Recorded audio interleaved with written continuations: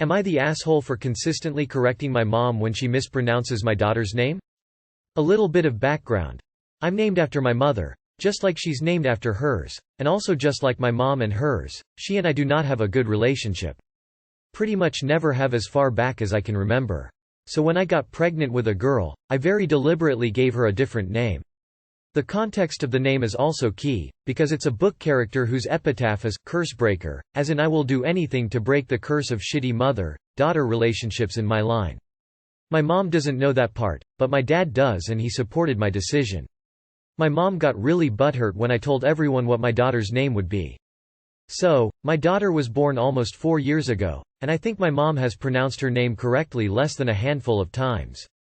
An example using wrong names is my daughter's name is Sierra, but my mom says Sarah every single time. It's not even like my daughter's name is difficult to say, it's literally 2 syllables and there's not weird letters that we don't use in English or anything like that.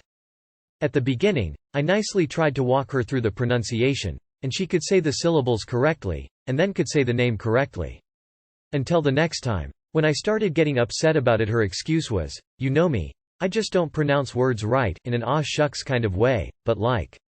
My nephew, one of her grandsons, is named after a Norse god, and she has no trouble pronouncing his name, so what is it about my daughters that's so difficult? Things came to a head a couple months ago when we got into an argument about it and she said, "This wouldn't even be a problem if you had named her our name." There it was. I'd had my suspicions, but now it was confirmed.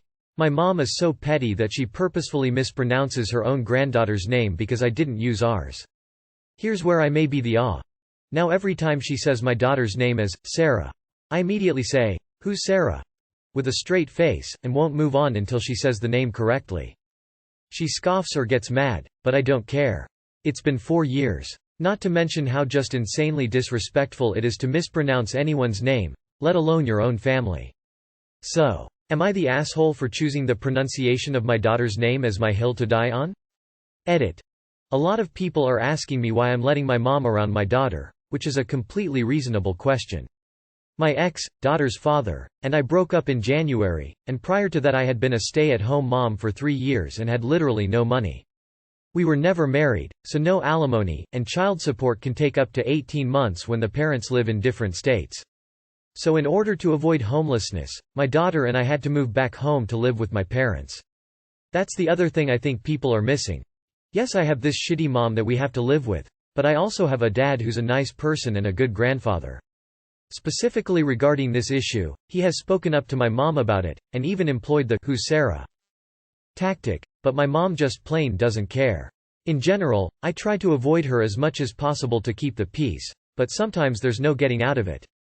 Luckily, it's a temporary arrangement, and I've told my mom to her face that as soon as we move out, she'll likely never see her granddaughter again, for many other reasons on top of this one. Edit 2. Also, here I thought I did a good job keeping the name vague. I definitely underestimated the number of AITA fans out there. Not the asshole, but why are you still interacting with your mom? In your post you say you don't have a good relationship. So why have you put up with her mispronouncing your daughter's name for the past 4 years? I agree with you that it is petty and disrespectful of your mom to mispronounce your daughter's name. I also think it could be damaging to your daughter that her grandmother can't or won't pronounce her name correctly. She is purposely doing something that is mean, dismissive to your daughter just because she wasn't named after her. Is your mom really worth having in you and your daughter's life? Info. Is it Farah?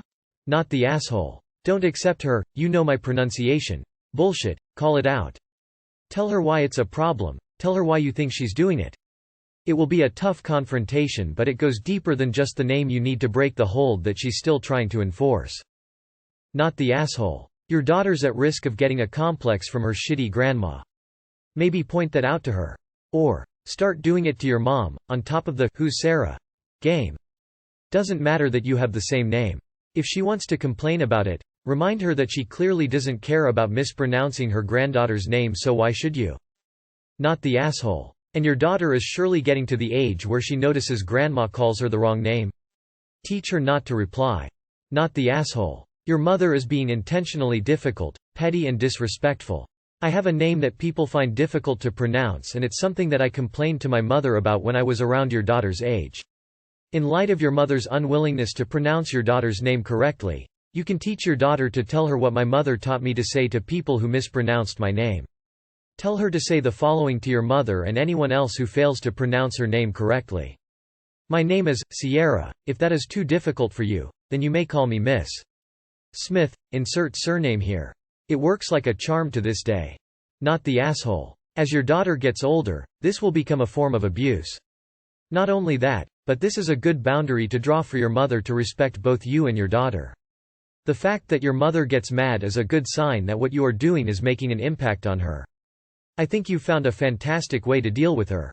A way to turn her own game against her, but innocent enough for you to look good. Not the asshole. This is the hill to die on for your child. You have illustrated perfectly how your mother is an asshole, and found a good way to negate her dig. Keep it up. I'm sure she will find a new way to needle you and you should keep countering. Am I the asshole for not consoling a guy who likes me after one of his family members died? 28F.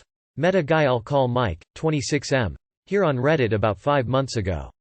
I was struggling with depression after an unhealthy relationship ended, and he posted something that really resonated with me, so I messaged him. I thought it was going to be a one-time conversation, but he messaged me the next day and we've been talking almost daily ever since. We live about 4 hours apart. He is very kind and patient with me, listens to me and always asks about how my therapist, psychiatrist visits have been.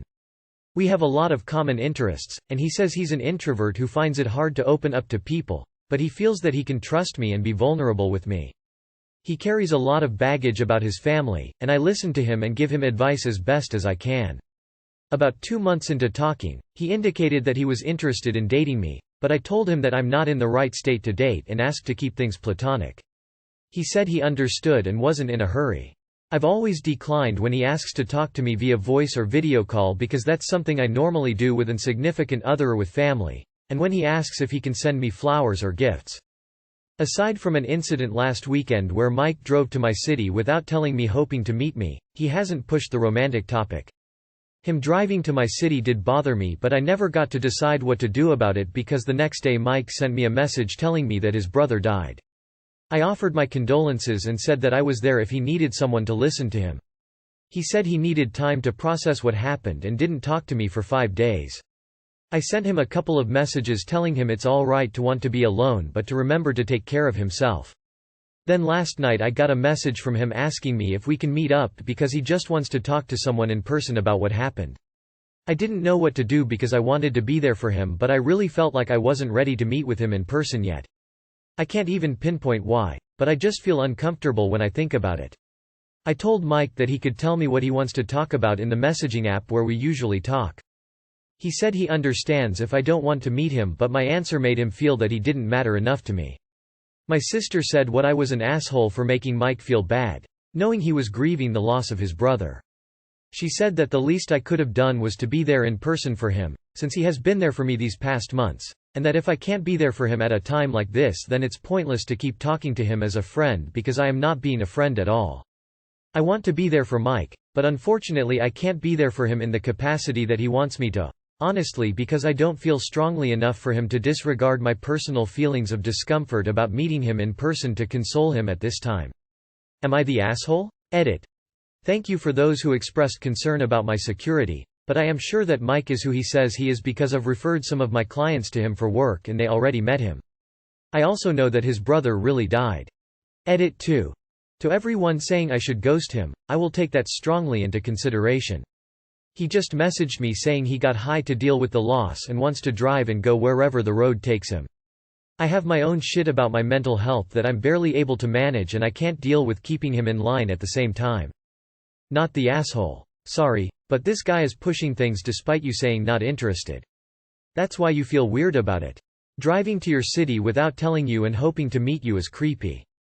Do not do things that make you feel uncomfortable, even to console a friend going through a big family death. You told him you'd be there if he wanted to talk, but that does not mean he gets to push you into meeting in person. You told him what capacity you had to support him, and if it isn't good enough then he should ask another person for help.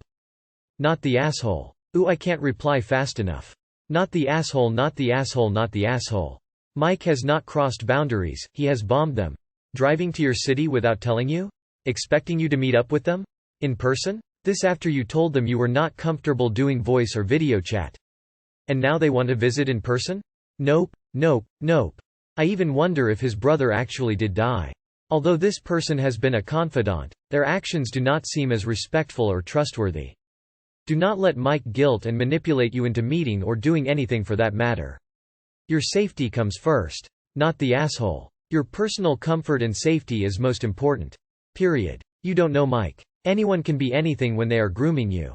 Anyone can say anything to get you to lower your defenses. Yes, I am accusing him of doing that.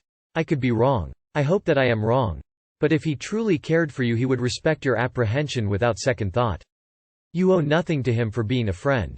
NTA. Honestly, it sounds like he saw you were in a vulnerable place and took advantage of it, and the dead family member probably didn't even happen. Block him and be done with it. Reddit is full of people who try to take advantage. He's hung up on you. Big time. Maybe this is the most attention he has gotten from a girl in a long time. Whatever the reason, he's hung up on you. Not the asshole. You're wise to keep him at arm's length, as they say. If you meet in person, he'll get the wrong idea, which isn't good for either of you. Not the asshole. Trust your gut above all else, it will always protect you. His grief is not your responsibility. He's still a stranger from the internet, and considering what your intuition is telling you, something's off. He's probably still in your town, and thought he could get you to come out to see him for a dire enough reason. If I trusted my gut about the person who did similar to me, my life would have ended up very, very differently. Take care of yourself and trust it, because so many exploitative things in life rely on making you brush it off and doubt it. Not the asshole. That's an easy way to get kidnapped and killed, so your hesitation is justified. Abuser, catfishes, and other internet psychos often use a similar tactic of going against your boundaries and then claiming an emotional trauma to get out of being accountable for their actions. Now should you in guns blazing saying his brother isn't dead? No, that would ruin your friendship at best, but it's something to be mindful of in your interactions with him.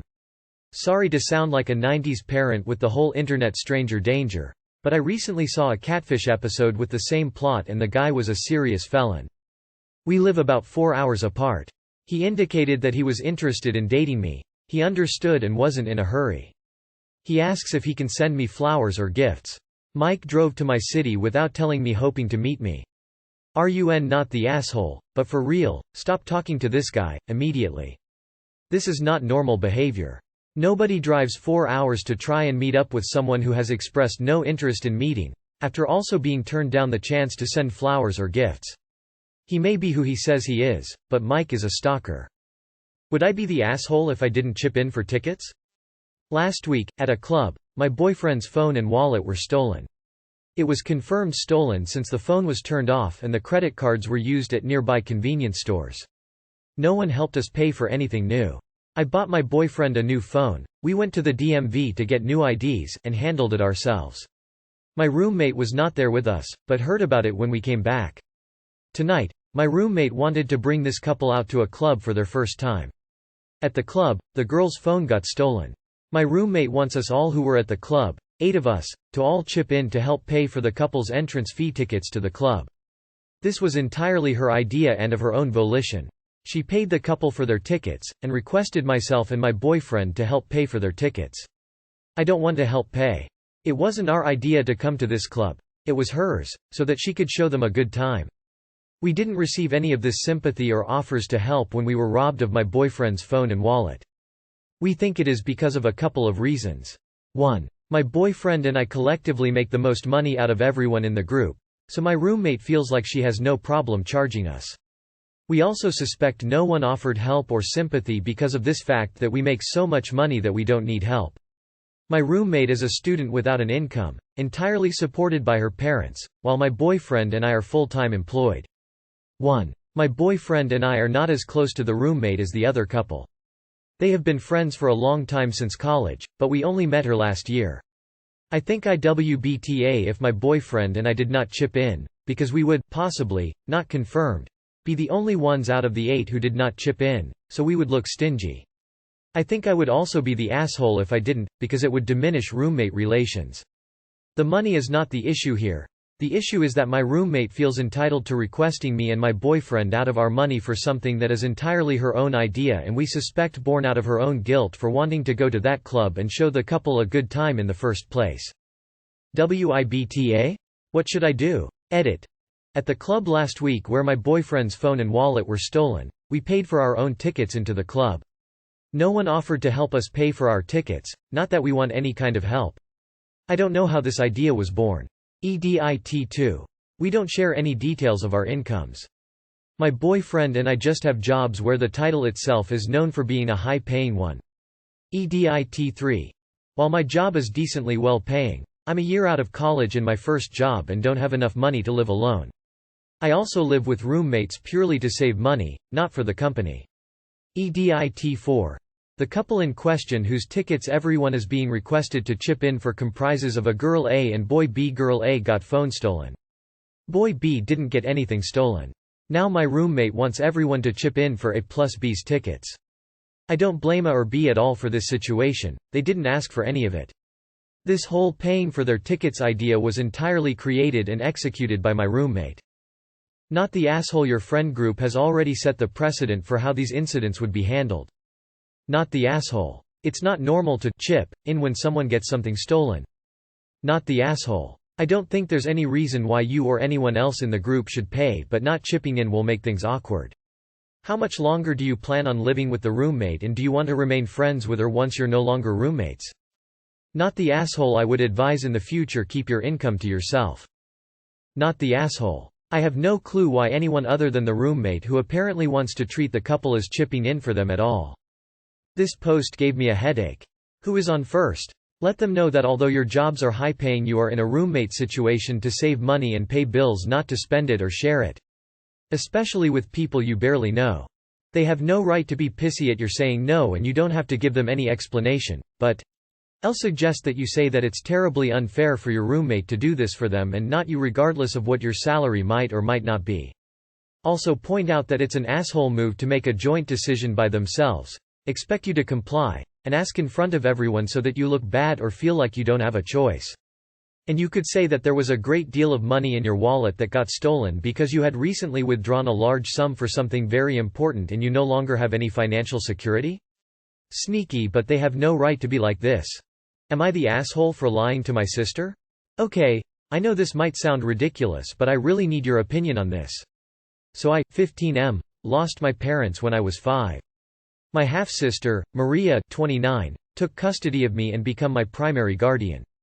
We have always been close, so when she took me in, I am forever in debt for her, since had she not took me in, I would have been placed in an orphanage.